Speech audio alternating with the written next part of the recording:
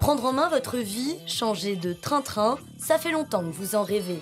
Et puis les années passent, défilent à une vitesse grand V, on regarde le compteur, et là paf, on a 30 ans, 40 ans, 50 ans, 60, bref, on se rend compte qu'on a vieilli, oui, mais on a mûri aussi. Vous vous sentez aujourd'hui bloqué dans votre ascension professionnelle ? Vous êtes un entrepreneur surmotivé à l'idée de monter votre propre business ? Vous en avez ras-le-bol d'être sous-rémunéré et vous ne souhaitez vivre que pour votre projet ? Vous manquez de reconnaissance au travail ? En tout cas, si vous êtes branché sur ce podcast, c'est que c'est déjà le bon moment pour changer de métier, pour changer de vie. Vous écoutez d'ailleurs Cocktail Gagnant, le podcast de la chaîne de fitness l'Orange Bleu qui va peut-être changer votre vie. Merci de nous suivre sur toutes les plateformes, Spotify, Deezer, l'appli Podcast Apple et YouTube. Très bonne écoute. Pour sauter dans le grand bain de l'entrepreneuriat, il faut forcément avoir un peu d'argent de côté. Pas besoin d'y mettre toutes ses économies, des prêts bancaires sont aussi là pour vous permettre d'échelonner votre investissement tout en vous lançant. Mais alors, comment effectuer une demande ? Comment convaincre le banquier ? Et quels sont les pièges à éviter ? Pour répondre à toutes les questions que vous vous posez, Sébastien Pozniak est avec nous. Bonjour Sébastien. Bonjour Joël. Tu es le responsable des implantations de l'Orange Bleu.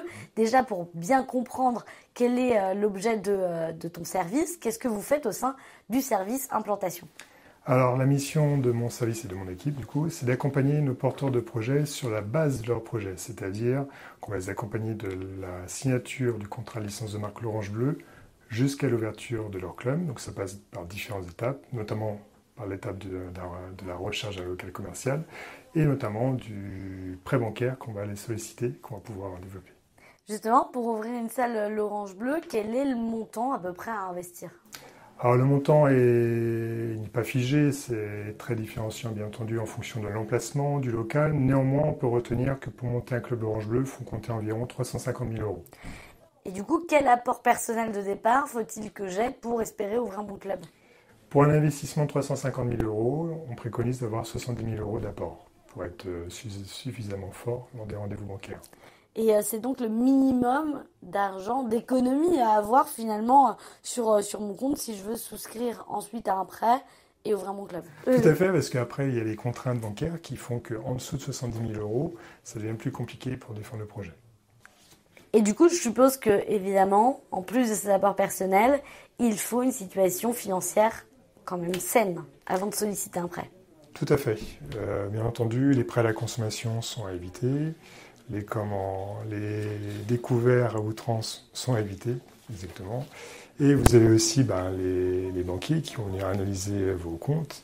Les différents frais, par exemple, pour des frais liés à des jeux d'argent, c'est des messages qui sont mal perçus de la part des banquiers, donc c'est des choses qu'il faut éviter. On essaie de tout mettre à plat avant de se lancer dans le projet, c'est ça ? Il est préférable. Et du coup, comment le service implantation va venir aider le porteur de projet pour concrétiser cette ouverture ? Alors, tout d'abord, lorsque le porteur de projet nous rejoint, il a défini une zone d'implantation avec le service développement. Sur cette zone d'implantation, un état local de marché est élaboré par nos soins. En parallèle, le porteur de projet, lui, mène une étude de marché. D'accord ? Ensuite, notre boulot dans mon service, c'est d'accompagner le porteur de projet pour identifier un voire plusieurs locaux commerciaux sur lesquels nous allons établir des négociations, avoir le meilleur loyer, avoir une franchise de loyer, c'est-à-dire la gratuité de loyer, avoir des coûts de travaux pris éventuellement en charge par le bailleur. Et une fois que la partie négociation est établie, on fait un chiffrage de travaux via des sociétés référencées, ce qui nous permet d'avoir le devis et ce qui nous permet derrière de commencer à mettre en place les rendez-vous bancaires. Et comment tu accompagnes du coup les porteurs de projet pour la construction de leur plan de financement ? Alors, sur la partie plan de financement, on va dire plus largement le business plan, donc la partie comptable, on les met en contact avec un comptable référencé. Donc ce comptable prend attache avec le porteur de projet et il va définir avec lui son plan de financement, son tableau d'encaissement et son compte de résultat prévisionnel. Ces éléments sont mis sous forme, donc forme qui va être présentée en banque, mais avant que ça soit envoyé en banque, nous on va récupérer ce document pour savoir si tout est cohérent par rapport à ce qu'on peut faire sur un club Orange Bleu. Je parle notamment de projection de chiffre d'affaires et également d'investissement. Et à partir de là, on envoie le dossier auprès des banques dans lesquelles nous sommes référencés, et ce qui permettra d'avoir le rendez-vous bancaire qui va bien. Donc ça, c'est ce que doit contenir le business plan.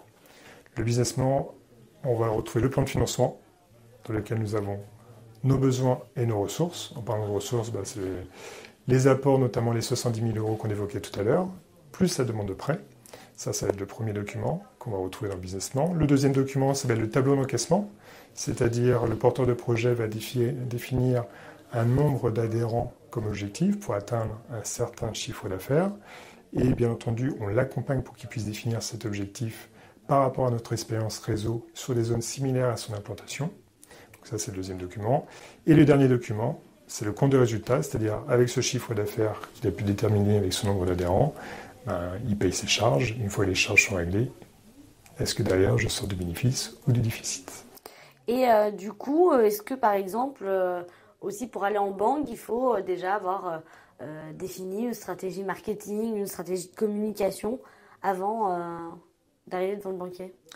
Bien entendu, il y a des choses qui sont mises de manière spécifique en fonction de l'implantation. Il faut bien comprendre qu'on ne va pas communiquer de la même manière si vous avez 4 concurrents sur le secteur, alors que vous vous situez dans une zone où vous n'avez pas de concurrents. Oui, ça dépend de l'état de marché qui est à inclure aussi dans ce business plan. Tout à fait. Un banquier, il faut forcément lui parler avec des chiffres le plus concrètement possible. Comment le modèle d'activité d'un club l'Orange Bleu permet de générer des revenus et du coup d'atteindre le seuil de rentabilité? Effectivement, le banquier, il faut lui parler avec des chiffres et puis avec des éléments concrets. L'avantage que nous avons dans notre réseau, ça fait quasiment 30 ans qu'on existe, 28 exactement. On a quasiment 400 clubs sur toute la France. Et au-delà d'un prévisionnel, et comme on l'indique, ça reste un prévisionnel, nous apportons des bilans comptables de clubs ayant une implantation similaire au projet. Donc du coup, le banquier travaille sur des éléments factuels. Ça lui permet de constater que les chiffres d'affaires qui sont mis en place sur les prévisionnels sont cohérents par rapport à notre réseau. Et grâce à ces chiffres d'affaires, on arrive à atteindre des rentabilités. Malgré tout, les investissements ne sont pas toujours exactement les mêmes. Je prends l'exemple d'une grande ville et d'une petite ville. Le loyer sera différent. Comment est-ce que vous réussissez à faire une projection précise, par exemple chiffrée, quoi? Alors, faire une projection précise, c'est délicat de dire qu'on va faire une projection précise parce que ça ne reste que des prévisions. Néanmoins, comme j'expliquais précédemment, la force de notre réseau, c'est qu'on a une expérience. On a 28 ans d'expérience et pour les implantations en milieu rural, notamment dans les petites villes, du coup, aujourd'hui, on a à peu près 120 clubs en milieu rural. Donc il est très facile pour nous aujourd'hui de dire effectivement si vous vous installez sur telle ville avec tant d'habitants, et bien regardez ce qu'on peut faire dans le réseau, vous pouvez prétendre à tant d'adhérents. Okay. Donc c'est vraiment des éléments factuels qui nous permettent d'accompagner le porteur de projet pour qu'il puisse définir son point d'équilibre déjà d'une et puis son nombre d'adhérents qu'il pourrait projeter sur tel et tel emplacement. Combien de temps il faut pour monter un dossier bancaire? Le dossier bancaire en soi, c'est très rapide parce que chez nous, on a tellement de process, c'est tellement processé sur l'accompagnement bancaire. Je vais vous dire, en l'espace d'une semaine, 15 jours, le projet est mis en place. Là où ça prend un peu plus de temps, c'est sur la recherche du local. Une fois qu'on a trouvé le local et les conditions financières sont négociées, à partir de là, les process nous permettent d'aller très vite pour monter le dossier et d'aller en banque. Et on a tout intérêt à aller vite, car dans les négociations que nous avons avec les bailleurs, il est toujours négocié une condition suspensive d'accord de prêt qui court en moyenne sur 2 mois. Donc d'où l'intérêt d'être très réactif une fois qu'on a les conditions validées. Quand on se lance dans l'entrepreneuriat, est-ce qu'il y a des aides qui existent pour justement venir compléter aussi le prêt bancaire? Tout à fait, on peut avoir des aides en local. Il ne faut pas hésiter à démarcher des organismes tels que France Active, France Initiative, qui peuvent octroyer des prêts d'honneur, c'est des prêts à taux zéro, qui peuvent être bénéfiques pour la société et puis pour favoriser aussi l'octroi du financement. Et vous pouvez aussi bénéficier de cautions bancaires supplémentaires, donc ce qui n'est pas négligeable. Et du coup, est-ce qu'il faut les demander avant d'aller en banque, après? Dans le monde idéal, ce serait de le faire avant d'aller en banque. Mais comme je l'expliquais tout à l'heure, on est contraint par le délai. Rappelons-nous, on a une condition suspensive d'accord de crédit qui court. Et la plupart du temps, on le fait en même temps que les rendez-vous bancaires. Est-ce qu'un expert financier intervient notamment dans la préparation d'un dossier bancaire et si oui, qu'il choisit?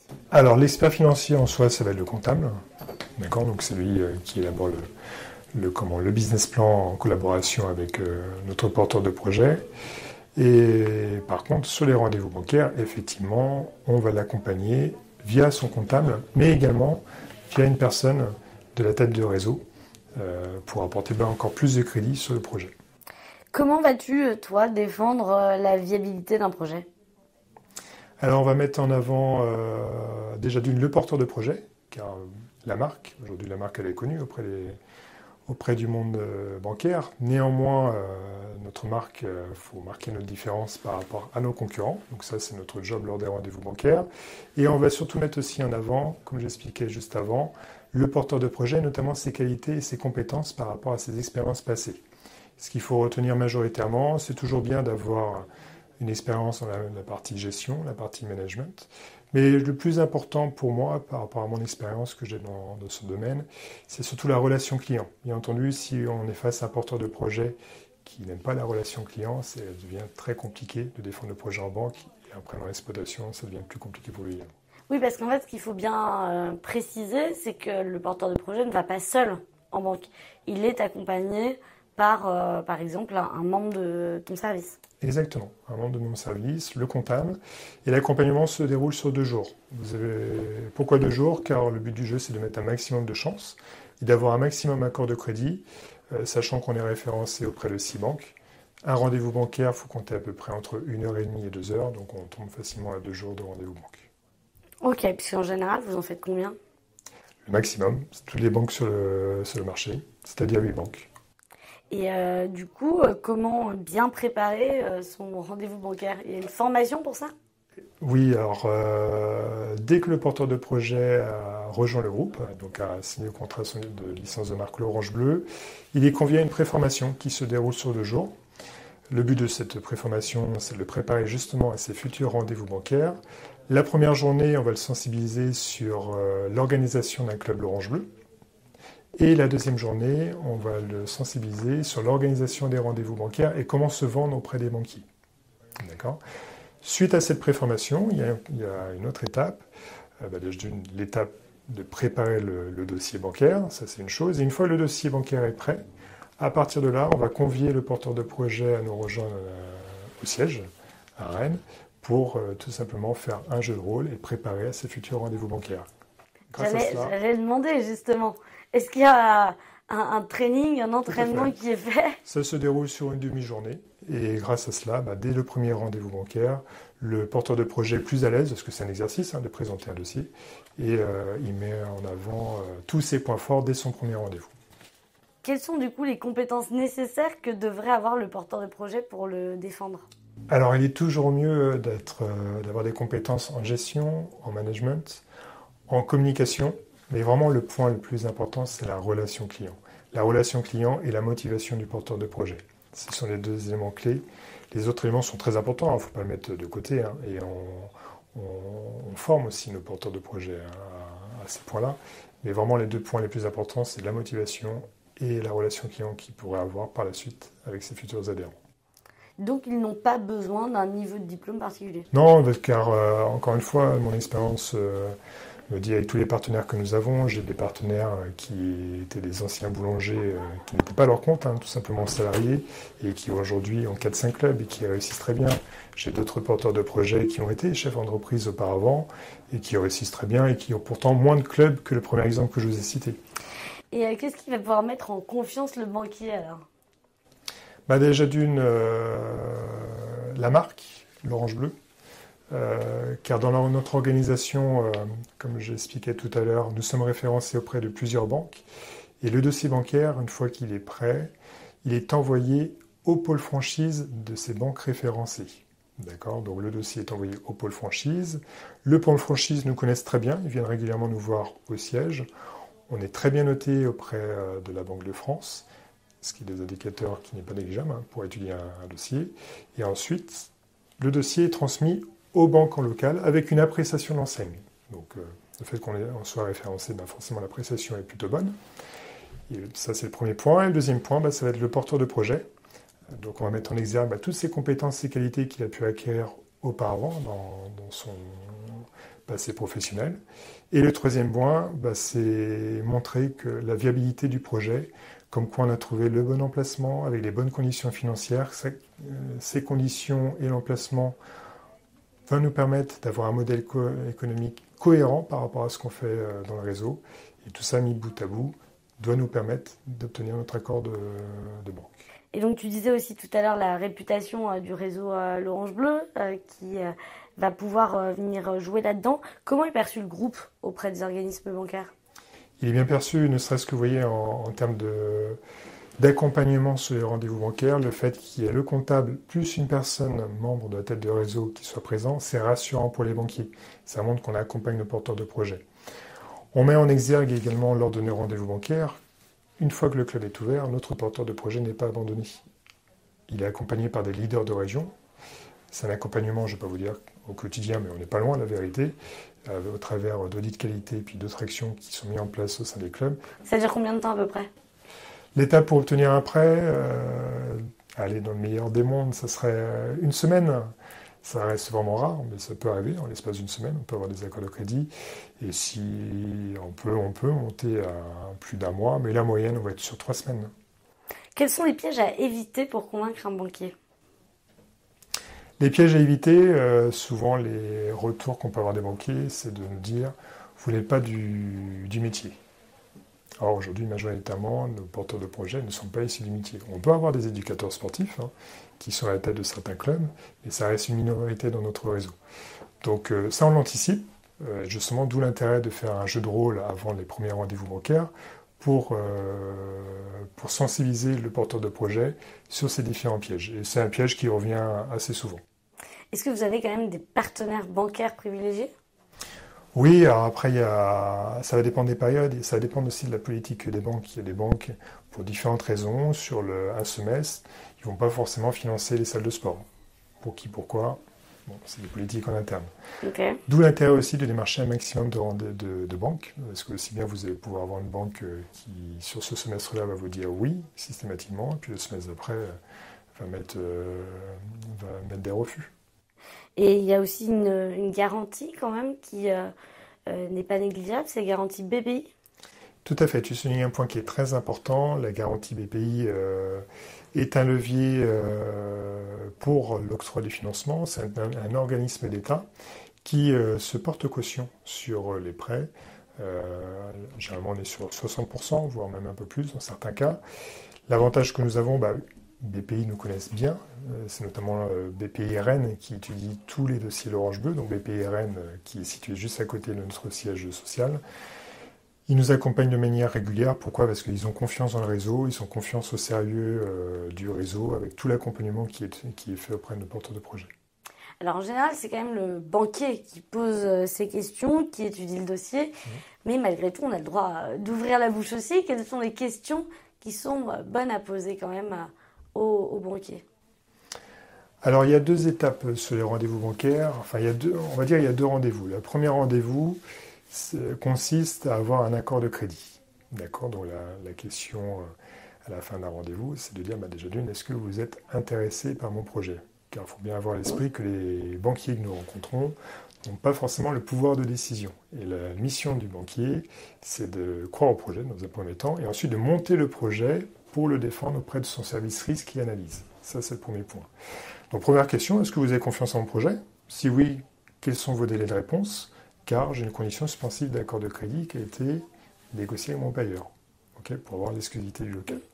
Donc ça, c'est la première étape. Première étape, premier rendez-vous. Deuxième étape, deuxième rendez-vous. Deuxième rendez-vous, généralement, on a l'accord de crédit. Là, on va poser des questions un peu plus basées sur le business, c'est-à-dire quels sont les taux que vous proposez ? Quels sont les frais bancaires, les frais de dossier ? Donc tout ça, c'est à poser dans un second temps. Il y a aussi, par exemple, le taux du crédit, le taux de l'assurance, ce type de questions. Taux de crédit, le taux d'assurance, blocage des comptes courants d'associés, alors c'est un peu plus technique ce que j'évoque, mais effectivement... Frais de remboursement anticipé. Oui, de différé de crédit également. On essaie de solliciter des différés de crédit de 6 mois en moyenne pour faciliter le démarrage, accentuer la trésorerie de la société. Comment on peut savoir si l'offre du banquier, à quel moment toi tu te dis, ah là, l'offre, elle est vraiment intéressante? Pareil, c'est l'expérience réseau. On accompagne aussi nos porteurs de projets par rapport à cela, parce que c'est pas forcément évident de savoir si c'est intéressant ou pas.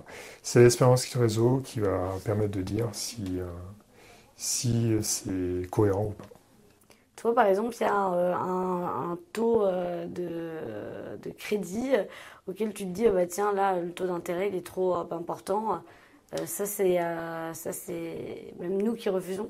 Oui, alors après, le taux reste un sujet. Maintenant, il faut rappeler une chose, il ne faut pas confondre un dossier comme en bancaire pour créer une société. Il ne faut pas confondre cela avec un dossier perso quand on veut acheter une maison. C'est un plus important en tant que particulier. Dans le monde professionnel, ça a son importance. Mais vous voyez, les taux aujourd'hui sont entre 4 et 5%. Il y a 2 ans, on était à moins de 1%. Donc ça dépend du marché. Il y a une relation de confiance, malgré tout, qui doit s'installer avec le banquier. C'est très important. D'ailleurs, bien souvent, à la fin des rendez-vous bancaires, les porteurs de projets sont tellement bien préparés qu'on n'a pas de doute que le banquier va croire au projet. Et bien souvent, la question qu'il pose, c'est aujourd'hui, nous savons vous démarchez plusieurs banques. Si vous avez plusieurs accords de crédit, qu'est-ce qui va faire la différence avec les autres banques? Ce qu'on aime bien mettre en avant, c'est la relation effectivement avec le banquier, la relation de confiance. Parce qu'à un moment, on monte une société, et dans n'importe quelle société, on peut être amené à rencontrer des difficultés. Et il faut qu'on puisse avoir un banquier présent pour répondre le cas échéant à ces éventuelles difficultés. Est-ce que vous obtenez 100% des prêts sollicités? Alors, ça serait magnifique si c'était le cas, mais malheureusement non. On aura beau avoir le meilleur dossier au monde, comme j'expliquais tout à l'heure, la politique des banques change d'un semestre à l'autre. Donc, d'où l'intérêt de faire un maximum de rendez-vous bancaires pour ne serait-ce qu'avoir un accord de crédit, mais ce n'est pas le but. Le but du jeu, c'est d'avoir plusieurs accords de crédit, et ce qui nous permet aussi de négocier plus facilement les fameux taux qu'on évoquait tout à l'heure. Et comment fais-tu si le prêt est refusé? C'est très simple, c'est de démarcher d'autres banques. Comme j'expliquais, la situation ne doit pas arriver, parce qu'on met toutes les chances de notre côté, et nos rendez-vous bancaires se font sur 2 jours. Donc 8 rendez-vous en l'espace de 2 jours, c'est marathon, on en est conscient, mais c'est pour éviter ce genre de situation. Est-ce que c'est plus facile de s'implanter dans certaines régions que dans d'autres? Oui, c'est plus facile de s'implanter dans certaines régions. Effectivement, on constate, par exemple, sur le secteur ouest, on a plus de facilité. Pourquoi? Parce que le réseau a commencé en Bretagne, donc les banquiers ont plus de références sur ce secteur-là. Néanmoins, on est conscient de cette contrainte-là, mais ça ne nous empêche pas de nous développer sur d'autres secteurs et on anticipe. Comment on fait pour l'anticiper? Encore une fois, c'est présenter des éléments factuels, présenter des bilans comptables ayant des clubs avec une implantation similaire au projet. Certains gérants vont louer leurs locaux, d'autres vont acheter, voire certains même faire construire leur propre local. Est-ce que ça change quelque chose dans la démarche bancaire et si oui, quoi? Oui, ça change. Alors, majoritairement, dans nos dossiers, on est sur la location. On peut avoir de la construction ou de l'achat de bâtiments. La différence va se faire de manière financière. Qui dit achat de bâtiments dit des investissements plus importants. Donc forcément, ça demande un apport plus conséquent de la part du porteur de projet. Qu'est-ce que ça change quand un porteur de projet achète ses locaux ou fait construire? La différence va se faire d'un point de vue financier. Effectivement, quand on achète un local commercial, les investissements sont plus lourds. Donc, qui dit plus d'investissement demande plus d'apport. Maintenant, sur l'organisation des rendez-vous bancaires, c'est exactement la même chose qu'un projet classique. Il y aura un élément en plus qui va être le business plan lié à la SCI, c'est-à-dire la société qui va gérer les murs. D'accord ? Par contre, on aura toujours le business plan qui va être lié à la société d'exploitation. Ça ne change pas. Et puis, il y a aussi ces gérants qui décident de s'associer pour monter un club dès le départ du projet. Comment ça se passe pour le prêt? C'est la société qui fait un prêt? Les gérants ou le gérant crée une société qui est une personne morale et c'est la personne morale qui sollicite le prêt. Après, la construction du projet en lui-même face aux banques reste la même. Ça ne change rien. Bien entendu, il peut y avoir des contraintes. Si vous êtes associé avec 2, 3, 4, 5 personnes, la présentation bancaire va être différente que si vous y êtes tout seul. Et donc Sébastien, on arrive à la fin de cet entretien. Tu connais le principe du podcast. Je vais donc te demander quel est ton cocktail gagnant avec lequel les gérants doivent solliciter un prêt pour l'ouverture de leur club. Le cocktail gagnant, c'est quoi? Sélectionner une bonne marque. Donc, ça, c'est le premier point, bien entendu. Deuxième point, c'est mettre en avant leurs compétences, accentuer sur la partie relation client, parce que l'esprit convivial dans les clubs Orange Bleu, c'est quelque chose qui est très important dans notre business, et du coup, ça doit bien ressortir lors des rendez-vous bancaires. Et puis, motivés, déterminés et convaincus par leur projet, comme quoi ils ont le meilleur emplacement, comme quoi ils ont les bonnes conditions financières, qui va leur permettre derrière d'avoir un club rentable. Merci beaucoup Sébastien d'avoir été avec nous. Merci Joël. Merci à vous d'avoir écouté Cocktail Gagnant, le podcast qui va peut-être changer votre vie. Rendez-vous dans 2 semaines pour un nouvel épisode sur toutes vos plateformes de podcast préférées. Et d'ici là, n'oubliez pas, c'est à vous de réveiller l'entrepreneur qui sommeille en vous.